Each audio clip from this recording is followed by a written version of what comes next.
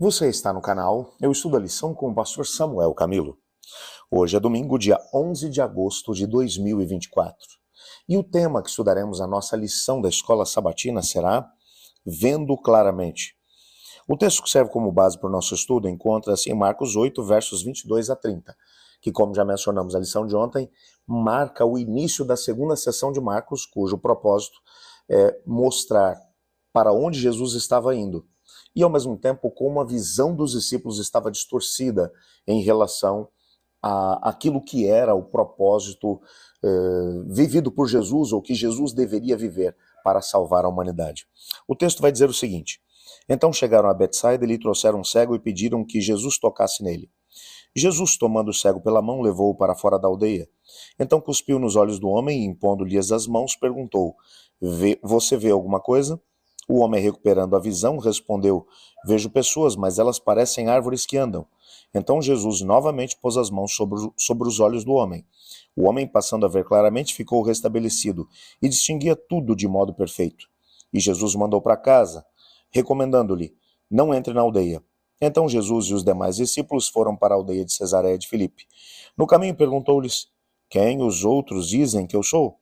Os discípulos responderam: Uns dizem que é João Batista, outros dizem que é Elias, e ainda outros dizem que é um dos profetas. Então Jesus perguntou: E vocês? Quem vocês dizem que eu sou?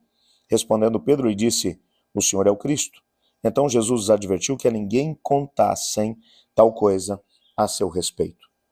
Bem, quando olhamos aqui para esse texto, nós percebemos um milagre que é único nos 4 evangelhos. Não houve nenhum outro milagre que Jesus precisasse exercer o seu poder por 2 vezes para alcançar o seu propósito de cura. Existem outros cegos que foram completamente curados por Jesus. Bartimeu começou a clamar de longe: Jesus, filho de Davi, tem misericórdia de mim. Jesus, ouvindo o homem, mandou um recado, porque a multidão o apertava: digam para ele que eu já estou indo. Quando Jesus chega, Jesus pergunta: o que você quer que eu faça? Ele diz: eu quero ver. E Jesus simplesmente diz: então veja. E imediatamente seus olhos são abertos.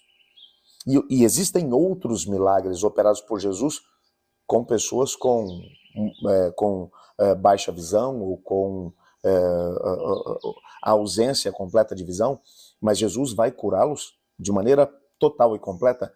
Esse é o único milagre no qual Jesus tem que exercer o seu poder por 2 vezes. Existem várias razões que estão embutidas no texto. Alguns comentaristas mencionam, por exemplo, que o detalhe desse texto é de que esse homem ele foi trazido por um grupo de amigos. Provavelmente ele não tinha um conhecimento a respeito de Jesus, não sabia do que Cristo era capaz.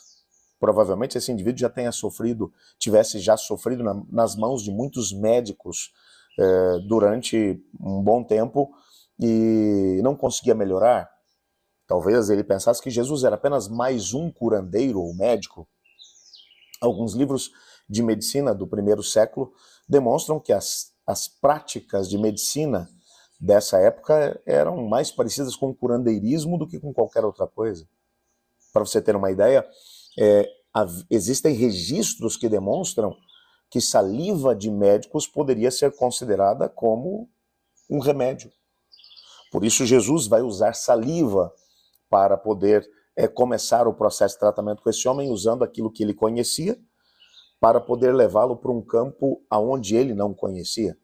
Então, primeiro Jesus cospe nos olhos desse homem, e depois pergunta: você está vendo alguma coisa? E agora a visão começa a ser restabelecida, e ele responde: vejo as pessoas como se fossem árvores andando. Ele via o vulto das pessoas. Para quem não via nada, ele agora já conseguia ver alguma coisa. Outro detalhe que os comentaristas mencionam é que provavelmente ele não fosse um cego de nascença, até porque ele sabia o que era uma árvore, ele sabia o que eram pessoas, a fisionomia delas. Por isso ele vai dizer: vejo pessoas e elas parecem árvores que andam. Se ele fosse um cego de nascença, ele não poderia fazer esse tipo de comparação. Mas aqui a gente já sabe que provavelmente ele não era um cego de nascença. Mas agora, conforme a sua visão começa a voltar, ele tem agora uma reação, a fé surge no seu coração. E agora sim, com a fé restabelecida no seu coração, Jesus toca de novo nos seus olhos e ele passa a ver as pessoas de forma total e completa. Isso, na verdade, acabava sendo, e eu achei muito interessante a visão do Dr. Thomas Shepard, que é o autor da nossa lição da Escola Sabatina, quando ele menciona que, na verdade, isso era uma espécie de parábola encenada por Cristo Jesus com aquele homem, tentando demonstrar como é que era a visão dos discípulos. Os discípulos não eram capazes de poder ver tudo nitidamente, eles viam as circunstâncias como aquele homem via no primeiro momento, como se fossem árvores andando. Jesus teve paciência com eles e esperou até que, no tempo certo, a fé surgisse no coração deles, para que então a sua visão fosse completamente aberta e eles pudessem ver qual era a natureza do reino de Deus e como o reino de Deus seria estabelecido na vida das pessoas. Quando olhamos para o livro de Atos, por exemplo, descobrimos que os discípulos ainda precisaram de cerca de 20 anos depois da ressurreição de Jesus para compreender como o evangelho seria pregado a todas as nações. Veja que quando olhamos aqui para o texto bíblico, nós percebemos exatamente isso. Mas ao mesmo tempo percebemos que algum tipo de visão eles já tinham. Porque logo no desdobramento do texto, o Marcos ele vai colocar aqui a história de que Jesus pergunta aos discípulos quem as pessoas dizem que eu sou. E vocês, quem dizem que eu sou? Quem vocês acham que eu sou? E apesar da curta visão, Pedro vai dizer, tu és o Cristo, filho do Deus vivo. Mateus vai desdobrar essa mesma história, dizendo que na sequência, Cristo Jesus começou a mencionar que ele iria para a cruz, que ele seria morto, e Pedro vai dizer, tem compaixão de ti, isso jamais te acontecerá. E Jesus vai repreendê-lo dizendo, aparta-te de mim, Satanás. O que demonstra que, apesar de Pedro e os demais discípulos terem alguma visão a respeito de Jesus e do seu reino, a visão deles ainda era muito turva. Era como a visão daquele homem. Jesus havia já operado um milagre na vida deles, eles já eram capazes de ver alguma coisa, mas a sua visão só se abriria completamente depois da ressurreição de Jesus. Isso nos mostra como Cristo Jesus tem paciência com as pessoas. Ele espera até que estejamos prontos para podermos compreender aquilo que é a sua vontade.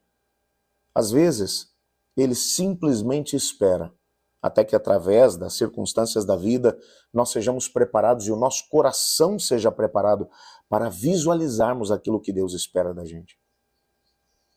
É claro que o plano de Deus não era que nós tivéssemos que esperar tanto, mas eu gosto muito de um texto que foi escrito pelo próprio Pedro.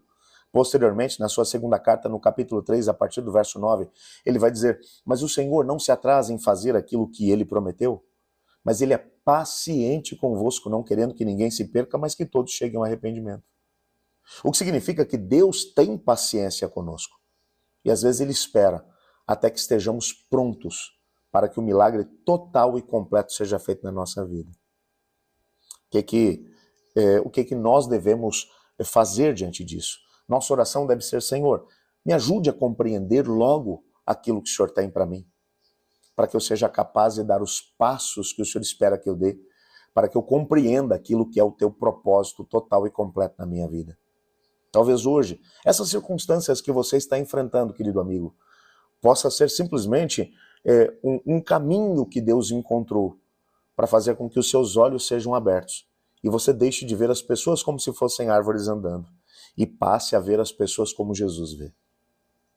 Bem, eu quero orar com você nesse momento. Eu te peço que você abra o seu coração diante de Deus e ore comigo agora. Coloca diante dele aquilo que são as suas necessidades e ao mesmo tempo vamos orar para que ele abra os nossos olhos para que possamos entender aquilo que é o seu propósito para a nossa vida. Obrigado, Senhor, por tua palavra e por sabermos que através dela podemos ser exortados e ao mesmo tempo ter uma noção daquilo que é o teu plano para a nossa vida. Quais são os propósitos do teu reino. Te pedimos perdão porque nem sempre somos capazes de poder entender tudo. Mas nos ajude a viver o melhor que o Senhor tem para nós. Nos colocamos em tuas mãos agora, Pai, acreditando que o Senhor tem planos, projetos e sonhos para a nossa vida. Coloque também cada amigo que nesse momento ora comigo, seus pedidos, suas necessidades diante do Senhor, pedindo que o Senhor responda de acordo com a sua vontade. Pois em nome de Jesus que oramos. Amém. Eu estudo a lição e você?